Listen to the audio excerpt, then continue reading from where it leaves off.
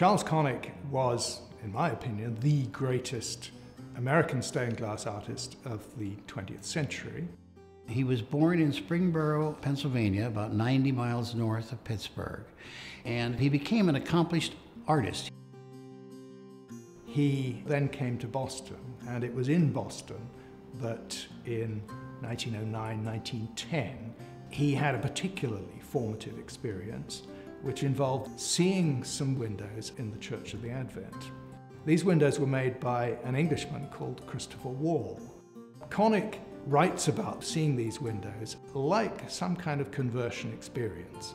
And that happened at a very opportune time, because that summer, Ralph Adams Cram lent him money to visit Europe. And Cram also gave him an introduction to this artist whose work had so impressed him.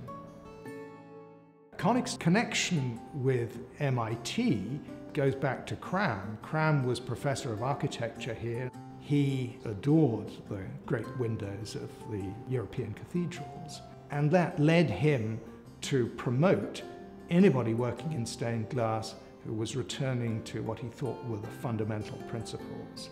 And so now Connick has a patron in Ralph Adams Cram, and he has an inspiration in Christopher Wall. The following year he will start his own studio at Harcourt Street, and that is the beginning of Charles Connick's career.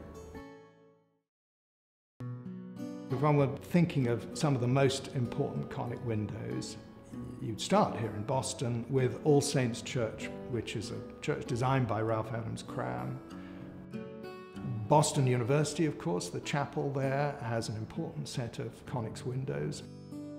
One of my own great favorites is at the University of Pittsburgh, the Heinz Memorial Chapel, again has a complete set of Connick's windows.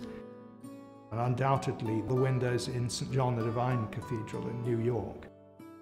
The great thing about Connick is that he works on many different levels. It works on a monumental scale, but he also produced the tiniest examples of purely domestic stained glass. Many of his best windows illustrate literary themes. One of the famous ones illustrate poems by his friend Robert Frost. The quality of the work of his studio produced a body of work that I think is unexcelled anywhere else.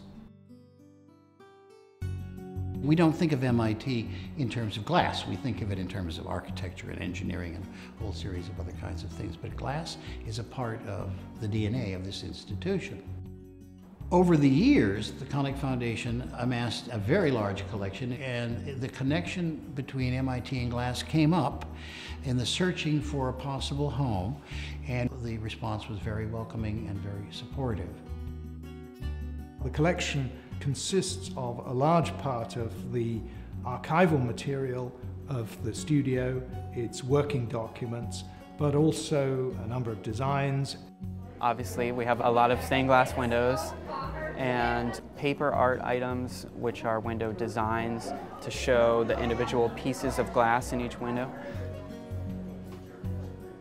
Mr. Connick has definitely changed the way we look at stained glass in America. Even now, stained glass workers are looking at Connick glass, studying it and trying to understand what gave it the life. It's so powerful and so beautiful. He had so many artisans working for him, and our whole community is filled with his work here. The collection really does have a home here, and I'm glad that I get to be a part of that. It's really arrived at the ideal home, and that association with Cram kind of tops it all as well.